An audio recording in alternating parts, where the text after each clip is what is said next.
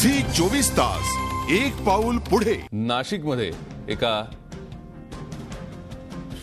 कंपनीला भीषण आग लागली आहे। नाशिकच्या शालिमार पेंट कंपनीला ही भीषण आग लागली आहे। अग्निशमन दलाच्या 3 गाड्या तिथे दाखल झाल्या आहेत। आग विझवण्यासाठी शर्थीचे प्रयत्नही सुरू आहेत। नाशिकच्या शालिमार पेंट कंपनीला ही भीषण आग लागलेली आहे। घटनास्थळी 3 अग्निशमन दलाच्या गाड्या दाखल झालेल्या आहेत। आग विझवण्यासाठी शर्थीचे प्रयत्न सुरू आहेत। आगीच्या भीषणतेबाबत अजून कल्पना नाही, मात्र ही आग आटोक्यात आणण्यासाठी 3 अग्निशमन दलाच्या गाड्या तिकडे दाखल झालेल्या आहेत।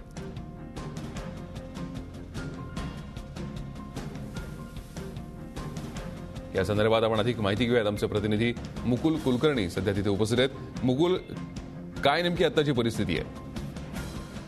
भूषण, दुपारच्या सुमारास आग लागलेली आहे, परंतु आग कुठल्या कारणामुळे लागलेली हे अद्यापर्यंत स्पष्ट होऊ शकलेलं नाहीये। प्रामुख्याने त्या कंपनीच्या परिसरातून 20 किलोमीटर अंतरापासून धुराचे लोट आता दिसू लागलेले आहेत।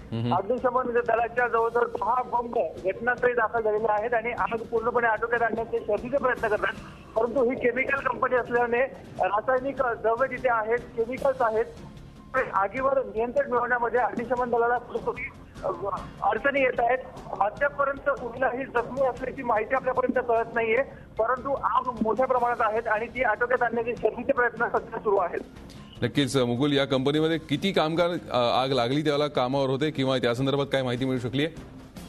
जनरल नोटीसप्रमाणे कंपनीचं कामकाज सुरू होतं, त्या शिफ्टमध्ये असतात त्याच पद्धतीने शिफ्टनुसार काम सुरू होतं। परंतु आग नेमकी कुठल्या युनिटला लागलेली आहे आणि कशामुळे लागलेली आहे हे आतापर्यंत स्पष्ट झालेलं नाही। कंपनीच्या आतमधल्या प्रशासनाकडनं त्याची कुठल्याही प्रकारची माहिती अद्यापर्यंत दिली जात नाहीये, परंतु आग मोठ्या प्रमाणात पसरत चाललेली आहे। आगीवर नियंत्रण मिळवण्याचे प्रयत्नही मोठ्या प्रमाणात होत आहे। अद्यापर्यंत जखमीची माहिती कळू शकत नाहीये। नक्कीच धन्यवाद मुकुल, या सविस्तर माहितीसाठी। वेळोवेळी आम्ही तुमच्याकडनं या संदर्भातली माहिती घेत राहू। आपण पाहतोय नाशिकच्या शालिमार पेंट कंपनीमध्ये भीषण आग लागली आहे। अग्निशमन दलाच्या 3 गाड्या आगीवरती नियंत्रण मिळवण्यासाठी प्रयत्न करतायत, मात्र नक्की सध्या परिस्थिती काय आहे याचा अंदाज येऊ शकत नाहीये। झी 24 तास एक पाऊल पुढे।